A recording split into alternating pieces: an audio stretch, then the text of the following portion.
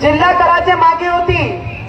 प्रत्येक ग्रामीण क्षेत्राला, ग्रामीण गावाला, ग्रामीणच्या रोडाला पानदान रस्त्याच्या माध्यमातून मोठे मोठे रोड बनवण्याचे मागे होती।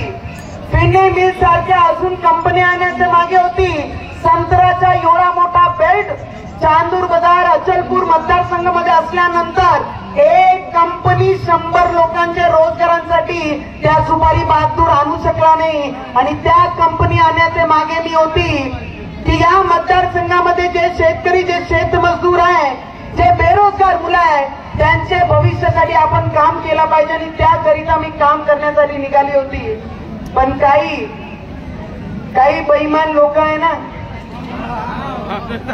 घरात राहून घरचे लोकांच्या पाठीत खंजर खुपसणारे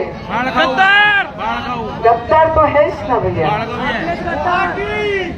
और मैं आप लोगों से आज हाथ जोड़ के सिर्फ इतनी विनंती करायला आली आहे की ज्या मतदारांनी मला साथ दिली, जे मला माझ्यावर, माझे कामावर विश्वास मानून जे मला मतदान ज्या लोकांनी केलं, एक विकास करणारा व्यक्ती, एक महिला म्हणून जेव्हा मी बाहेर पडली घरातून, तर ते मी माझ्या जिल्ह्याला डोक्यावर घेऊन त्या पार्लमेंटमध्ये आवाज उचलण्याचं काम केलं, प्रत्येक गोष्टी तिथे केल्या।